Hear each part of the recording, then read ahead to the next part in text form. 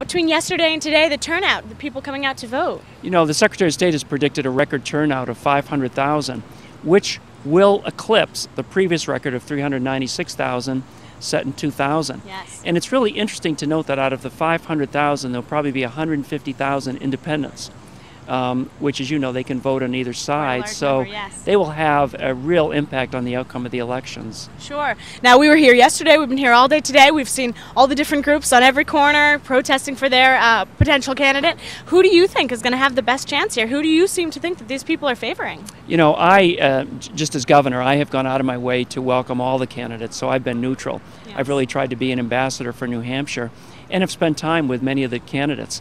You know, particularly given the volatile nature of the primary process, I have done everything I possibly could to ensure New Hampshire's traditional role as the first in the nation primary, and supported the Secretary of State in his efforts as well.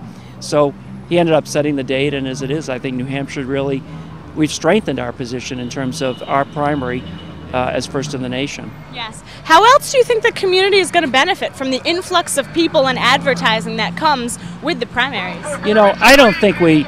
They have so much energy There's and a so lot much of exuberance. electricity here. There is. I mean, we don't protect the first in the nation primary for economic reasons. Yes. You know, we do it because in New Hampshire, candidates are forced to engage in retail politics. They have to get out and meet the citizens in their living rooms and kitchens and town halls.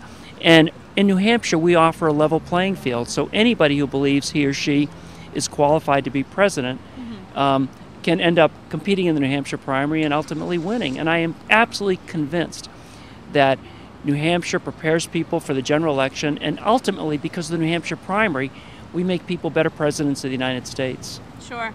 Do you think that between yesterday and today, a lot of people are, you know, this is a big enough event that people are taking off work and you know, calling a timeout? Because obviously, you know, Monday and a Tuesday, we were amazed at the amount of people that were actually out protesting all night with their families. Do you think people will kind of set aside their other obligations for a day like today? I think so. The New Hampshire citizens take this day very, very seriously, and they know when they go to the polls and they go there in a very informed way that they're making a decision that's critical to the future of our country and the world. Yeah. So I think that's why we're seeing the turnout that we'll see. Some towns, Dixville Notch for one, opened up at midnight. That's polls, right. So that's people right. started showing up right then and there. I know. Well, So, thanks for being out here. No problem. Thanks Thank you for speaking with me.